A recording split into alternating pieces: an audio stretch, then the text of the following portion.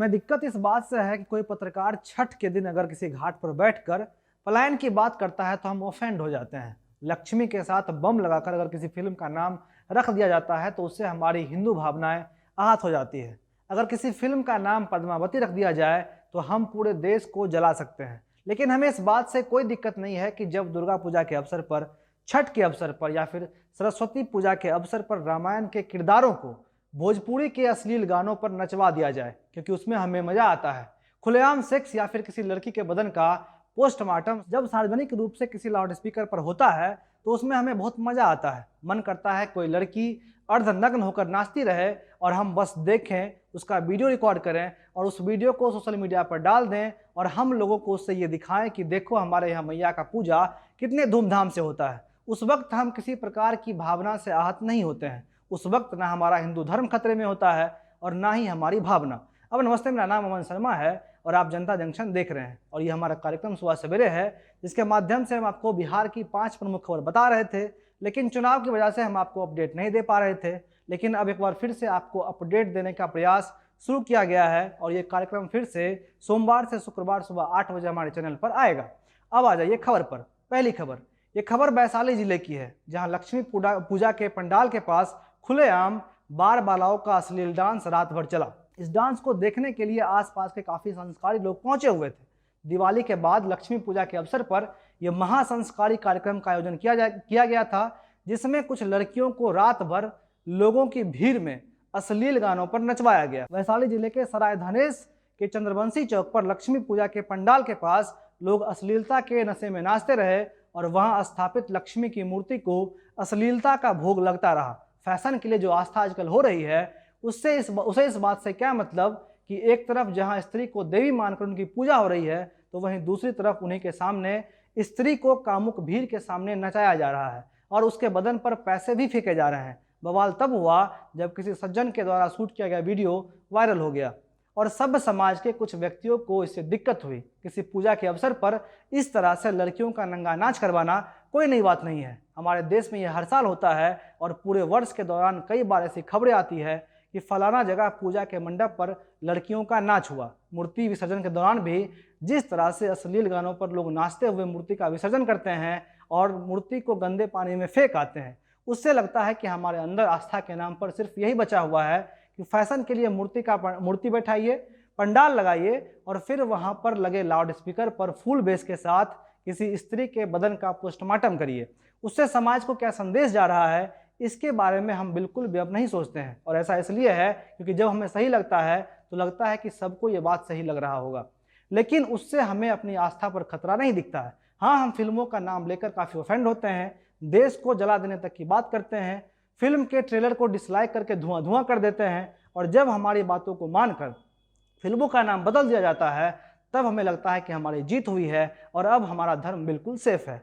अब दूसरी खबर, मंत्रिमंडल के गठन के बाद विधानसभा के पहले सत्र का आगाज होने जा रहा है, जिसमें नए चुनकर आए विधायक विधानसभा में बैठेंगे। विधानसभा का पहला सत्र 23 से 27 नवंबर के बीच चलेगा। 27 नवंबर के बाद विधानसभा के सत्र को अनिश्चितकालीन समय तक स्थगित कर दिया जाएगा। जहां एक तरफ विपक्ष इस मूड में है कि चुनाव में जिस मुद्दे को लेकर उन्होंने सरकार को घेरा, उसी मुद्दे को लेकर सरकार पर पहले सत्र में दबाव बनाया जाए और विधानसभा में सरकार को जवाब देने के लिए मजबूर किया जाए। वहीं दूसरी तरफ एनडीए ने पहले से ही 5 दिनों के कार्यक्रम की घोषणा कर दी है। पहले 2 दिन यानी कि 23 और 24 को प्रोटेम स्पीकर जीतन राम मांझी चुने गए विधायक को शपथ दिलवाएंगे। फिर 25 को प्रोटेम स्पीकर की अध्यक्षता में अस्थायी स्पीकर का चुनाव होगा और 26 को राज्यपाल का भाषण होगा और 27 को राज्यपाल के भाषण का जवाब सरकार देगी।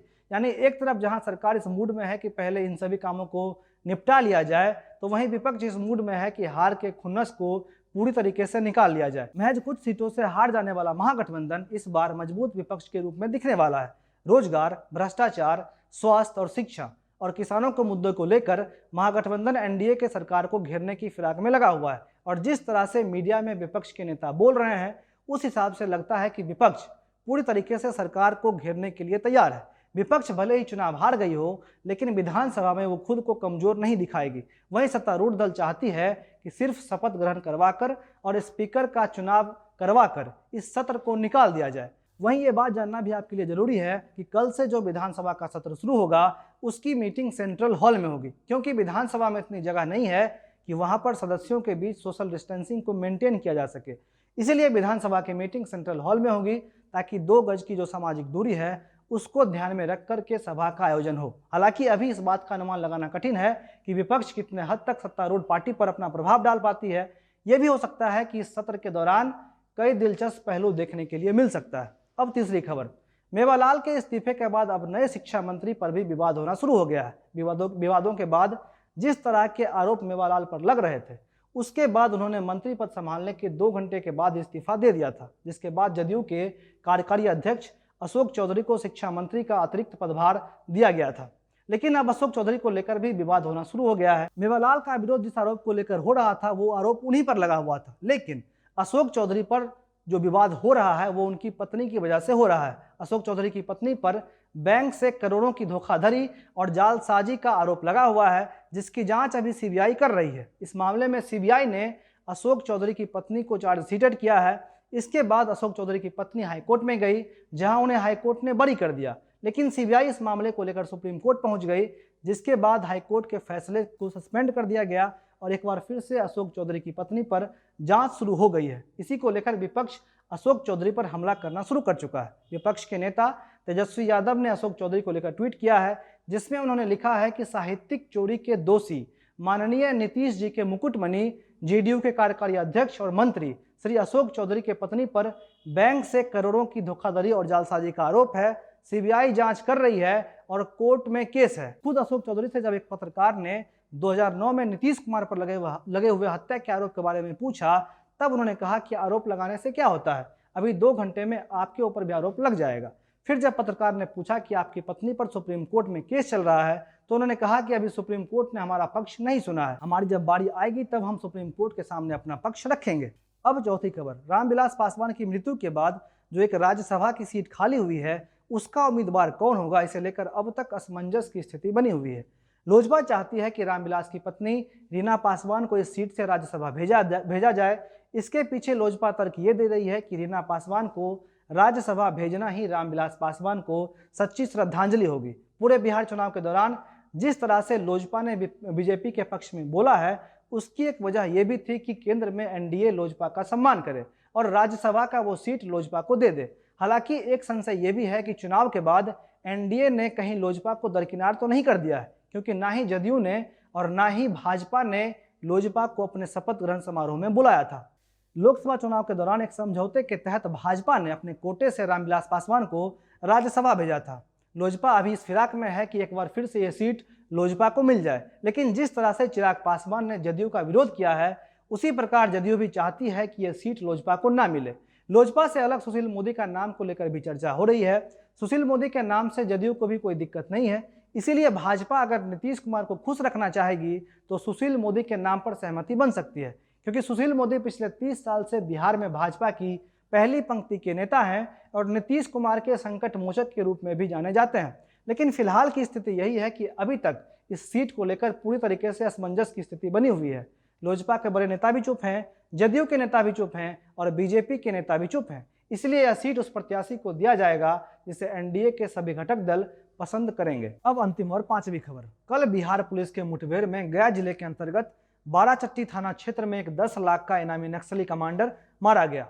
उसका नाम आलोक बताया जा रहा है। आलोक के परिवार वालों ने पुलिस से अपील की है कि पुलिस उसके शव को परिवार वालों को सौंप दे। घर वालों के मुताबिक आलोक ने 2002 में मैट्रिक की परीक्षा पास की थी। इसके बाद उसकी शादी हो गई थी, लेकिन गांव में हुई एक हत्या में फर्जी केस बनाकर आलोक का नाम डाल दिया गया था, जिसके बाद वो अपना घर छोड़कर भाग गया था और भाकपा के माओवादी संगठन में शामिल हो गया। गठन में शामिल होने के बाद आलोक कभी अपने घर नहीं लौटा। घर वालों ने कहा कि उन्होंने आलोक से कई बार अपील की कि तुम अपना हथियार छोड़कर मुख्य धारा में शामिल हो जाओ, लेकिन आलोक नहीं माना। आलोक चतरा सदर थाना क्षेत्र के बरैनी सिकिद गांव का रहने वाला था और उसके विरुद्ध जिले के विभिन्न थानों में 1 दर्जन से अधिक मामले दर्ज थे और पुलिस लंबे समय से उसकी तलाश कर रही थी। लेकिन कल उसे एक पुलिस मुठभेड़ में मार दिया गया और मृत्यु के बाद आलोक के घर वाले पुलिस से उसके शव की मांग कर रहे हैं। आज इतना ही, धन्यवाद।